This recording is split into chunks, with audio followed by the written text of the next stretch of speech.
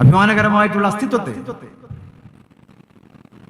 സൂഫി ഭാഷയിലൂടെ മലയാള മനസ്സിന് പരിചയപ്പെടുത്തി തന്നിട്ടുള്ള മഹാവ്യക്തിത്വമാണ് അത്തിപ്പറ്റ ഉസ്താദ്. സൂഫികളുടെ മനസ്സ് വ്യത്യസ്തമാണ്.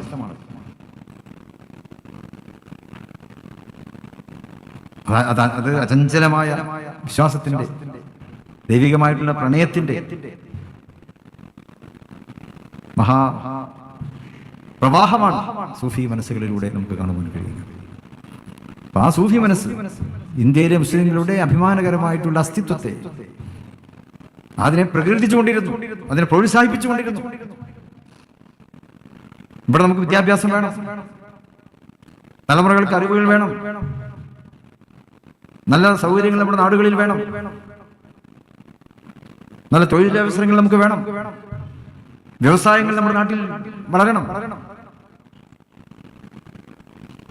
ഈ കാഴ്ചപ്പാടുകൾ നടപ്പാക്കണമെങ്കിൽ ഒരു ബഹുസ്വര സമൂഹത്തിൽ ജീവിക്കുമ്പോൾ മറ്റെല്ലാവരുടെയും പിന്തുണ നമ്മൾ കരസ്ഥമാക്കേണ്ടതുണ്ട്.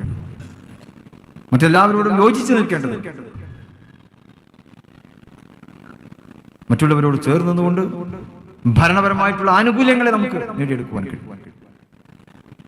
രാജ്യത്തെ ഭരണ സംവിധാനങ്ങൾ, ആ സംവിധാനങ്ങളിൽ നമ്മുടെ സാന്നിധ്യം അനിവാര്യമാണ്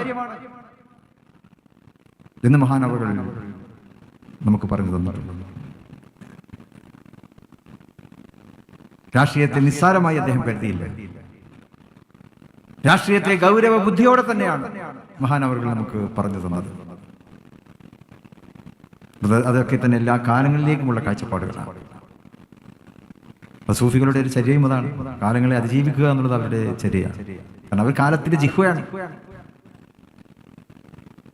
കഴിഞ്ഞു പോയ കാലങ്ങളിൽ നമുക്ക് ഒരുപാട് പാഠങ്ങളുണ്ട്. സാധാരണക്കാർക്ക് അറിയാത്ത പാഠങ്ങൾ അല്ലാഹു അവർക്ക് അറിയിച്ചു കൊടുത്തിട്ടുണ്ട് എന്നുള്ളതാണ് ഓയവായിട്ടുള്ള കാര്യങ്ങൾ.